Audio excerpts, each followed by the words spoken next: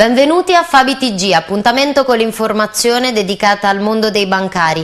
Ripercorriamo insieme le notizie di questa settimana e vediamo gli aggiornamenti. Veneto Banca, siglata intesa che salvaguardi i lavoratori, Algeri, grande senso di responsabilità dei sindacati, ora risposte dall'azienda. Un accordo per salvaguardare le professionalità maturate e mantenere le mansioni attualmente ricoperte. In Veneto Banca i sindacati portano a casa un accordo che vuole mettere al riparo i lavoratori e le loro famiglie, nonostante il piano industriale triennale preveda la chiusura di 70 filiali, di cui 30 già confermate, e una riduzione di organico pari a 490 dipendenti. L'azienda, ha detto Giuseppe Algeri, coordinatore Fabi Gruppo Veneto Banca, ci ha assicurato che ricercherà il consenso e la condivisione di tutte le colleghe e di tutti i colleghi, dedicando particolare attenzione a lavoratori disabili, beneficiari della legge 104 e donne in stato di gravidanza o con figli di età inferiore ai 6 anni. Stesse mansioni quindi per i lavoratori o assegnazione a mansioni non equivalenti solo per evitare fenomeni di mobilità ed esclusivamente nell'ambito della propria categoria di appartenenza.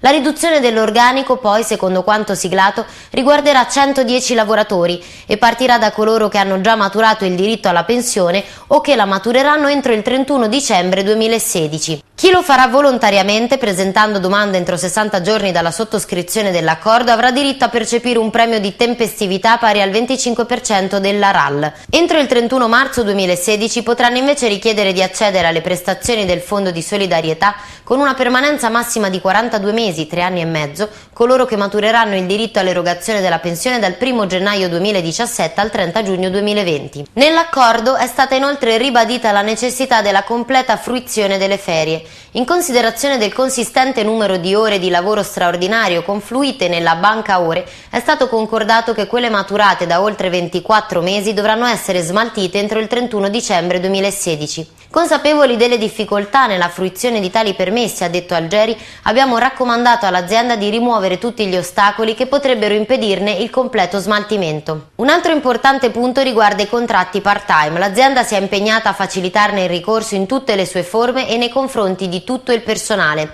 Infine, per favorire il ricambio generazionale, l'azienda si è impegnata a stabilizzare tutti i contratti di apprendistato in scadenza al 31 dicembre 2015 con giudizio positivo e inoltre per i contratti a tempo determinato in scadenza al 31 luglio, che riguardano almeno 30 colleghi, l'azienda provvederà a prorogarli ulteriormente. L'accordo prevede inoltre il ricorso al Fondo di solidarietà per la sospensione temporanea dell'attività di lavoro, strumento già sperimentato negli scorsi anni con successo, vale a dire giornate di solidarietà da fruirsi entro il 31 dicembre 2015 in forma assolutamente volontaria. In un contesto di estrema incertezza e indeterminatezza, concluso Algeri, questo accordo ha stabilito anche la proroga della contrattazione di secondo livello fino a fine anno. Un obiettivo che consente a tutti di attendere l'imminente evoluzione strategica del gruppo con un minimo di serenità e di tutela in più. La Fabi ancora una volta ha dimostrato un grande senso di responsabilità. Ora ci aspettiamo lo stesso dall'azienda e attendiamo di essere convocati per confrontarci sui numerosi argomenti ancora in sospeso e per i quali tutte le colleghe e tutti i colleghi desiderano avere delle risposte.